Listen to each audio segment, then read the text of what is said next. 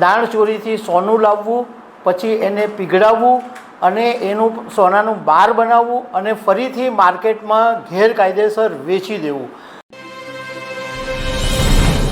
સોનાની દાણ ચોરીના રેકેટનો એક ચોંકાવનારા કિસ્સાનો પર્દાફાશ થયો છે.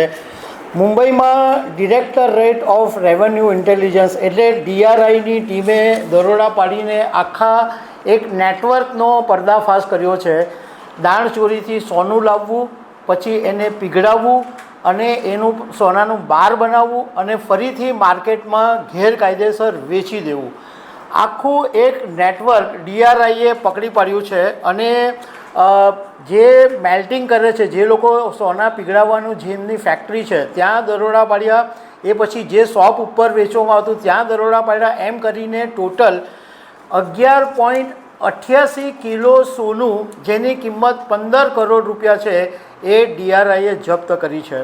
આ તમારા બહુ કામનો વિષય છે, કારણ કે તમે ઘણી વખત સોનાના સિક્કા ખરીદતા હો કોઈની પાસેથી, તો તમને ખબર નહીં પડશે કે આ મેં જે સોનાનો સિક્કો કે જે મેં ગોલ્ડ બાર ખરીદ્યું છે, બિસ્કિટ ખરીદ્યું છે, એ ખરેખર કાયદેસર છે કે ગેરકાયદેસર છે.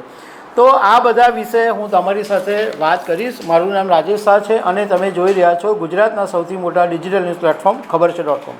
મુંબઈની અંદર DRIએ એક સોનાની દાણ ચોરીના રેકેટનો મોટો પર્દાફાશ કર્યો છે અને 11.88 કિલો સોનું જપ્ત કરી લેવામાં આવ્યું છે અને 11 લોકોની ધરપકડ કરવામાં આવી છે.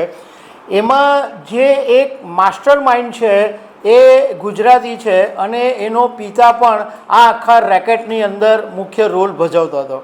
જે પ્રમાણે જાણવા મળ્યું છે એ પ્રમાણે DRIએ 11 લોકોની ધરપકડ કરી છે.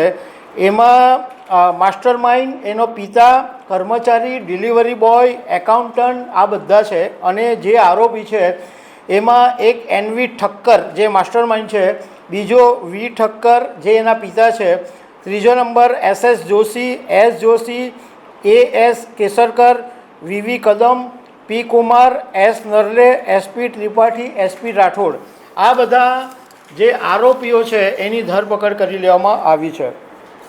હવે આખી જે મોડેસ ઓપરેન્ડી હતી એના વિશે DRIએ એવું કીધું છે કે આ આખું ઓર્ગેનાઇઝડ રેકેટ હતું. એટલે જે માસ્ટર માઇન્ડ NV ઠક્કર હતો એણે આખું એક સેટઅપ ઓર્ગેનાઇઝ એવી રીતના કરેલું હતું કે એક મેનેજર રાખેલો, ડિલિવરી બોય, એકાઉન્ટન્ટ, બધો હિસાબ રાખે એવી આખી એક ચેઇન ગોઠવેલી હતી. એટલે કરતા હતા એવી રીતના કે દાણ ચોરીથી સોનું લાવે, એ સોનાને ભઠ્ઠીમાં પીગળાવી દેવામાં આવે, એને પછી સોનાના બિસ્કિટ અને સોનાના સિક્કા એમાંથી બનાવવામાં આવે અને એ પછી સ્થાનિક માર્કેટની અંદર વેચી દેવામાં આવે.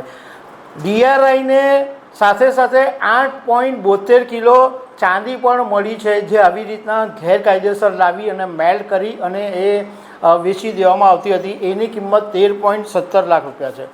હવે DRIએ કીધું કે અમને માહિતી મળી હતી કે મુંબઈના કાલબાદેવી અને મઝગાંવની અંદર સોનાની જે ભઠ્ઠીઓ ચલાવે છે ત્યાં ગાડીથી સોનું બનીને જે તૈયાર થયું છે એ સ્થાનિક બજારમાં વેચવા માટે જઈ રહ્યું છે. એટલે DRIએ જુદી જુદી ટીમ બનાવી અને ત્યાં ગાડી જઈ અને કાલબાદેવી અને મઝગાંવની આ જે ભઠ્ઠી હતી, જ્યાં ફેક્ટરીઓ હતી, ત્યાં દરોડા પાડ્યા અને બંને યુનિટો ધમધમતા હતા.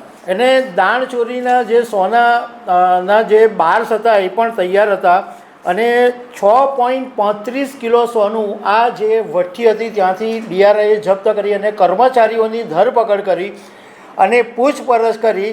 એટલે કર્મચારીઓએ માસ્ટર માઇન્ડનું નામ આપી દીધું અને માસ્ટર માઇન્ડ NV ઠક્કરને પોલીસે પકડી પાડ્યો. આ ઉપરાંત 2 દુકાનોની અંદર આ સોનું વેચવા માટે જવાનું હતું, તો ત્યાંથી પણ DRIને 5.53 કિલો સોનું મળ્યું. જ્યારે એ લોકોને સોનું ક્યાંથી લાવ્યા એ પૂછવામાં આવ્યું તો એ દસ્તાવેજો રજૂ નહીં કરી શક્યા હતા. એટલા માટે DRIએ 11ની ધરપકડ કરી અને કોર્ટમાં રજૂ કર્યા અને કોર્ટે અત્યારે ન્યાયિક કસ્ટડીમાં મોકલી આપ્યા છે. દાણચોરીના અનેક કિસ્સાઓ સામે આવે છે. જુદી જુદી રીતે દાણચોરી કરતા હોય છે. આપણે સાંભળીએ છીએ કે એરપોર્ટ પરથી ખિસ્સામાંથી કે આ રીતે તે રીતે જુદી જુદી રીતે દાણચોરી થતી હોય છે. પરંતુ આ દાણચોરીનો જે કિસ્સો છે એ ચોંકાવનારો છે, કારણ કે તમને ખબર જ નહીં પડે કે તમે દાણચોરીથી સોનું લાવ્યા અને ફરીથી બિસ્કિટ બની ગયું તો તમને ખબર નહીં પડે કે આ દાણચોરીનું સોનું છે. તો તમે કેવી રીતના જાણશો કે આ મારું હું જે ખરીદી રહ્યો છું એ કાયદેસર છે ગેરકાયદેસર છે? તો એના માટે એક સરકારની એપ છે, BIS કેર કરીને એપ છે, અને એની અંદર તમારે શું કરવાનું કે જે તમારો ગોલ્ડ સોનાનું બિસ્કિટ અથવા સોનાનો જે સિક્કો હોય એની ઉપર એક તો BISનો લોગો હોય અને એની ઉપર એક HUID નંબર હોય, એ 6 આંકડાનો નંબર હોય. તો તમારે એ નંબર સ્કેન કરીને એ એપની મદદથી તમે એ જાણી શકો કે આ જે સોનું છે એ કાયદેસર છે કે ગેરકાયદેસર, દાણચોરીથી આવેલું છે કે ખરેખર કાયદેસર છે. એ HUID નંબર છે એ સ્કેન કરીને મૂકશો એટલે તરત જ એ એપ તમને કહી દેશે કે આ કાયદેસર છે કે ગેરકાયદેસર છે. તો તમે આનાથી બચી શકશો. બાકી ઘણી વખત એવું બને કે ઘણા લોકો કોઈ ઓળખીતા પારખીતા પાસેથી કોઈ પણ જાતના બિલ વગર કે એના વગર ખરીદી લે કે ભાઈ ખોટું બિલ ને રેકોર્ડ ને નંબર 2 નંબરમાં શું પડવાનો, એના કરતાં ખરીદી લે તો તમે ભીરવાઈ જશો. મોટે ભાગે અમારી એવી સલાહ છે કે જે લોકો સ્ટાન્ડર્ડ ઝવેરીઓ છે અથવા જે લોકો તમને બિલ આપે જ છે એવા લોકોની પાસેથી સોનું ખરીદવાનો આગ્રહ રાખો. અને તમે જો તમારી પાસેનું સોનાનું બિસ્કિટ કે ગોલ્ડ કોઈન હોય તો BIS કેરની એપ પર જઈ અને તમે ચેક પણ કરી શકો છો. તો દર્શક મિત્રો, આવી અનેક વાતો સાથે અમે તમને મળતા રહીશું. Thank you very much.